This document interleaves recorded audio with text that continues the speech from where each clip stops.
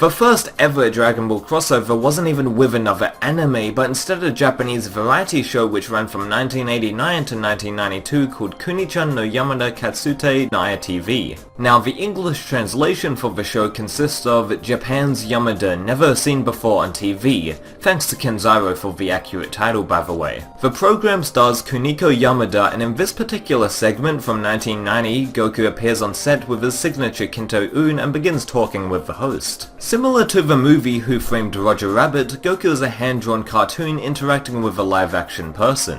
During the clip, Goku has collected all 7 Dragon Balls, so they briefly talk and subsequently summon the dragon Shenron. The host wishes for the ability to shoot a Kamehameha wave, and Chi comically shoots Goku with the blast. This 2.5 minute segment is extremely rare, and the show was broadcasted on Fuji TV, similar to Dragon Ball Z at that time. Fast forward to New Year's of 1994, where Chibi Maruko-chan and Goku from Dragon Ball Z have a mini interview together. The premise is that they are both promoting each other's movies that they've starred in previous years. The first is Return of Cooler, the second is Maruko-chan's film titled My Favorite Song, and lastly Super Android 13. This is produced by Fuji TV once again, and Goku is wearing a black martial arts uniform instead of his traditional orange gi, as well as appearing with a halo. This is most likely a reference to Goku's halo in BoJack Unbound, which was set during the 7-year gap from Cell to Buu and was released in the previous year, 1993.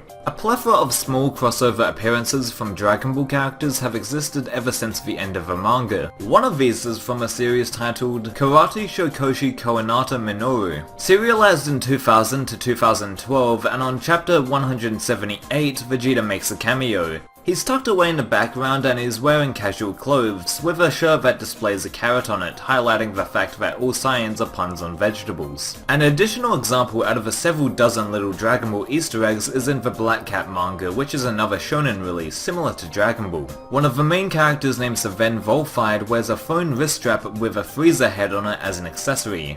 By the way, the English dub voice for Sven in Black Cat, Brandon Potter, also performed as Mustard from Dragon Ball Z, whom was one of the Spice Boys. The Spice Boys are a similar concept to something like the Ginyu Force, which Frieza orders around in the Namek arc, so it comes around full circle with this little crossover. The popular Japanese show Takeshi's Castle, where contestants perform physical challenges and eventually the winner earns approximately $8,000 converted. In the episode known as Career Day, Goku makes a quick cameo in the intro sequence along with Doraemon, but they're just really actors in costumes rather than animation frames. The aspect that is most intriguing, however, is the North American adaptation and re-edit of the show titled MXC in this particular episode. Before I comment on anything, I'll just let the American footage play.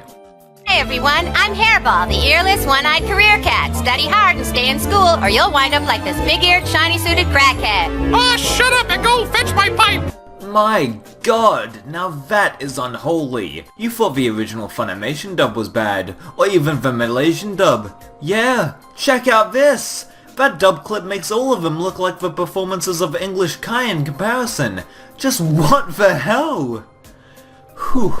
Okay, I'm going to attempt to analyze this encounter with Goku and Doraemon. The opening line suggests that the cat is earless and has one eye scratched up so he can't see. Oh really, I'm so glad you pointed that out to me. Christ. But it gets even better with the cat noticing Goku to the left of him. He gives an insightful message about how you should stay in school and study a lot, while mocking the gentleman right next to him, saying that he's a Chinese-suited crackhead.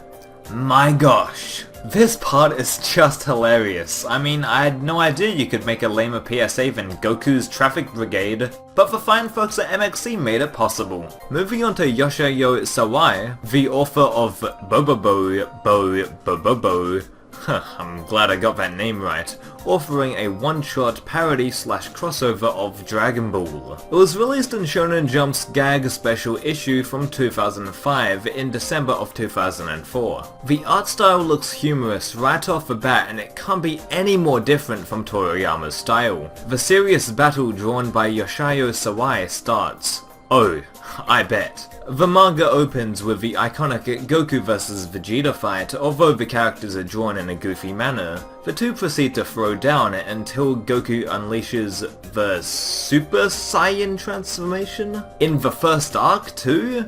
Yeah, that's essentially the joke subject of this manga, Goku continually skipping to the new stages in the Dragon Ball Z story. My favourite moment during this one-shot is when Goku exclaims, "Don't you dare talk about Krillin," like Vegeta knows what he's fucking talking about. Little clever scenes like that one make this Dragon Ball crossover worth reading, and at the end, Goku kills Vegeta using a Kamehameha, with assistance provided by himself from the Cell arc.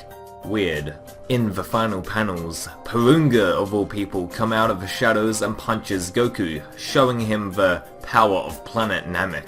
The comedic manga and anime Yakitate Japan parodied Dragon Ball Z immensely in episode 55, titled Awaken Super Kuro Yanagi, and it includes a Goku vs Frieza fight parody. After having the Super Toru Aburi dish, Kuro Yanagi transforms into Super Kuro Yanagi and goes head to head with another character from Yakitate Japan, who is turned into a Frieza, literally. Oh, and the reason they're fighting is because of food, what else? Along with the aforementioned variety show featuring Son Goku, on March 25th, 2006, there was an episode of a Japanese game show known as IQ Supplement airing on Fuji TV that included Dragon Ball in one of their segments. Within the episode included the IQ Mirror Mistake 7 segment with new Dragon Ball animation of Goku vs Frieza with 7 key differences that the player and audience needs to spot. Instead of simply using old stock footage from the Dragon Ball Z Goku and Frieza fight from Planet Namek, the segment includes brand new redone animation, which is a great novelty. Although it's in low quality, of course. And as I'm not going to sit down and discuss IQ Mirror Mistake and Dragon Ball in the same breath again, I may as well spoil the mistakes. The first mistake is at 20 seconds, as Goku is missing both of his wristbands when staring down Frieza.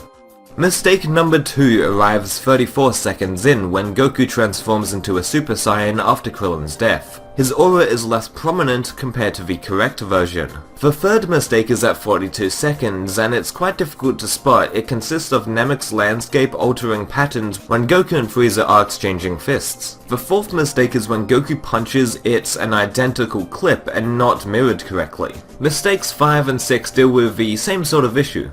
Since in Mistake 5, Frieza is holding a different colored Ki Blast, and in Mistake 6, Goku performs a Kamehameha like usual, but the IQ Supplement staff are comically behind him. The final mistake is that Goku's Go-style kanji is altered. And that's all of the 7 changes made to the footage, similar to the 7 Dragon Balls in, well, Dragon Ball. The second to last crossover on this video is Dragon Ball Nippon Aijin Taisho, also known in English as the Japan Hero Awards. It's an animated short broadcasted in 2007 by Fuji TV.